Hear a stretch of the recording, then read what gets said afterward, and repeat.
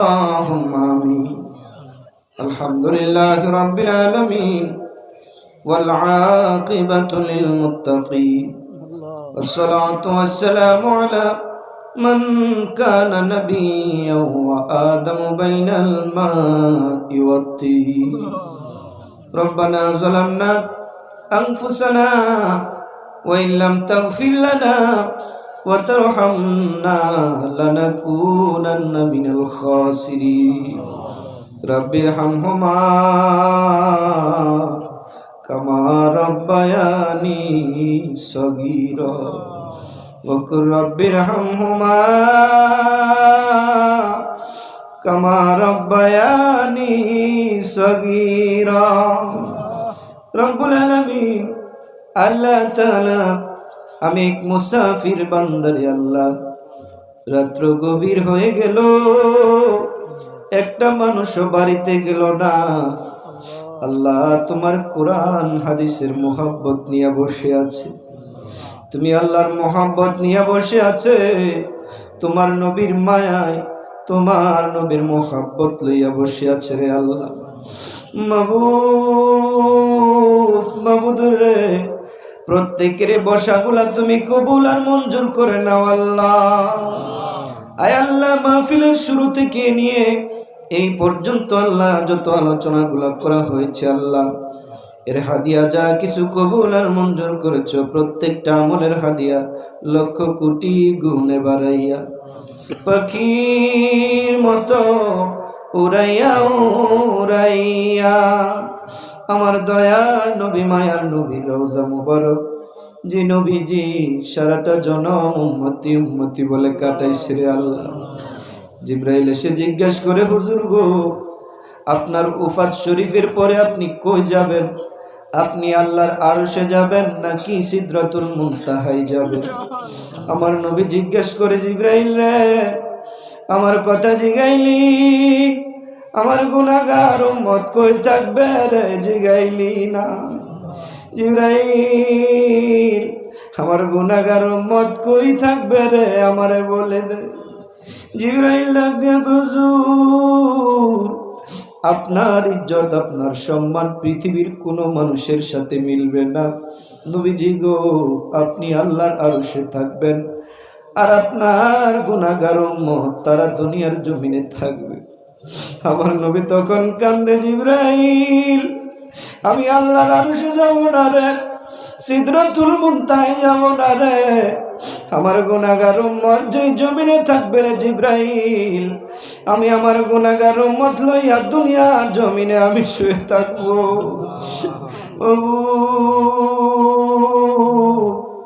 মাবুদ রে, আমার যে উম্মতের দরদি নবী আমাদের উম্মতের জন্য কত পাগল ছিল।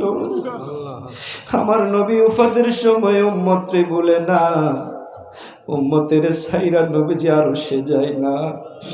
উম্মতের মায়া আমার নবী সোনার মদিনায় শুয়ে কান্দে রে আল্লাহ। আজকের হাদিয়ার সোয়াবের নজরানা আমার নবীর রওজা মুবারক সোনার মদিনায় পৌঁছায় দাও আল্লাহ। আজকের সোয়াবের হাদিয়া আর লক্ষ কোটি গুণে বাড়াইয়া আমাদের আদি পিতা হযরত আদম নবী থেকে শুরু করে মাশরিক থেকে মাগরিব পর্যন্ত, শিমাল থেকে জুনুব পর্যন্ত আল্লাহ, সারা পৃথিবীর আনাচে কানাচে যত মুসলমান ভাই বোনেরা যারা পরিমাণ ঈমান লইয়া অন্ধকার কবরে শায়িত আছে রে আল্লাহ। এই রে নিষ্ঠুর কবর, কবর রে, কত মানুষ দেখি কত জায়গায় যায়, আবার কাজ শেষ হলে বাড়িতে ফিরে আসে, কিন্তু অন্ধকার কবর নামক দেশে যারা গেল তারা কোনো দিন আর ফিরাইল না রে আল্লাহ। ওই অন্ধকার কবরে আমাদের কত মা, কত মানুষ, কত মুসলমান ভাই ওই অন্ধকার কবরে ঘুমাই রে আল্লাহ। আল্লাহ, পৃথিবীর আনাচে কানাচে যত মুসলমান ভাই বোনের অন্ধকার কবরে সেই তো আছে আল্লাহ। দয়া করে প্রত্যেকের কবরে কবরে আজকের হাদিয়ার নজরানা গুলা তুমি পৌঁছায় দাও আল্লাহ। আজকের মাহফিলে আমার সঙ্গে যারা হাত বাড়াইলো, পর্দা নিশিন মা বোনেরা সহ আজকের এই মাহফিলে আমার সঙ্গে যারা হাত বাড়াইছে রে, আজকের এই মাহফিলকে কবুল করে আল্লাহ আমাদের প্রত্যেকের জীবনের জানা অজানা ইচ্ছা অনিচ্ছা যত গুনাহ খাতা করলাম আল্লাহ প্রত্যেকের জীবনের গুনাহগুলা তুমি মাফ করে দাও। আমাদের জীবনের গুনাহ যদি মাফ না দাও আমরা কার কাছে হাত বাড়াইবো? তুমি যদি আমাদেরকে ফিরাইয়া দাও আমরা কই যাব রে আল্লাহ? ভিক্ষুক দেখি এক ঘরে গিয়া ভিক্ষা চাইলে ওই ভিক্ষুকরে যদি তাড়াইয়া দেয় ভিক্ষুক আবার আরেক ঘরে গিয়া ভিক্ষা চায়, ওই ঘর থেকেও যদি তাড়াইয়া দেয় ভিক্ষুক আরেক ঘরে গিয়া ভিক্ষা চায়। এইভাবে ভিক্ষুক যে কোনো এক ঘরে গিয়া হলেও ভিক্ষাগুলা পাওয়া যায়। আমরা যে তোমার দরবারে ভিখারির মতো হাত বাড়াইছি, তুমি যদি আমাদেরকে ফিরাইয়া দাও আমরা কই যাব আল্লাহ? ঘুরাইও না ফিরাইও না, কার জীবনে কত গুনাহ জিগাইও না, কে বেনামাজি কে নামাজি আজকে জিগাইও না রে আল্লাহ। আজকের মাহফিলকে উসিলা বানাইয়া আমাদের প্রত্যেকের জীবনের গুনাহগুলা তুমি মাফ করে দাও। এ আল্লাহ প্রত্যেকের জীবনের যত জানা অজানা গুনাহ আছে আল্লাহ তুমি গফফার নামের উসিলায় মাফ করে দাও। আল্লাহ গো জানি না আমার সঙ্গে যারা হাত বাড়াইছে রে আল্লাহ কার মনে জানি কি আশা, কার মনে জানি কি ব্যথা, কে কোন আশা লইয়া হাত বাড়াইছে তুমি আল্লাহ জানো। আল্লাহ দয়া করে প্রত্যেকের মনের নেক আশাগুলা তুমি কবুল করে নাও। আমি জানি না কে জানি হাত বাড়াইছে মনটারে খারাপ কইরা, কার জানি মনে দুঃখ, কার জানি মনে ব্যথা। যদি একজন একজন করে জিগাইতাম প্রত্যেক মানুষ মনের দুঃখ গুলা খুইলা বলতো। কার জানি মনে দুঃখ মানাই মানাই রে মা, মা গো মা, মা কইয়া কে যেন ডাকতে পারে না রে আল্লাহ। মা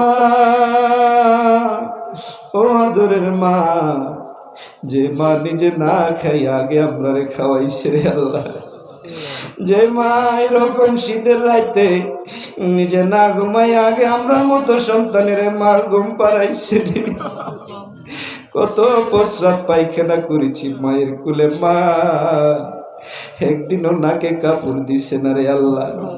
এরকম শীতের রাইতে মা নিজে প্রস্রাবের জায়গায় পায়খানার জায়গায় মা শুয়া রইছে, কিন্তু আদরের সন্তান রে মা শুকনা জায়গায় শুয়াইছে।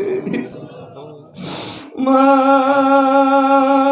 গো ও আদরের মা, কত প্রস্রাব পায়খানা করলাম, পাড়া প্রতিবেশী মহিলারা প্রস্রাব করলে পায়খানা করলে নাকে কাপড় দিয়া দুর্গন্ধ দুর্গন্ধ কইয়া চলে যাইতো, কিন্তু আমাদের জনম দুঃখিনী মা মারে জীবনে কোনোদিন নাকে কাপড় দিল না রে আল্লাহ। গলে মুখে চুমা দিয়া মা আদর কইরা সন্তানের কুলে জড়াইয়া লইতো। এ আদরের মা না জানি কার অন্ধকার খবরে।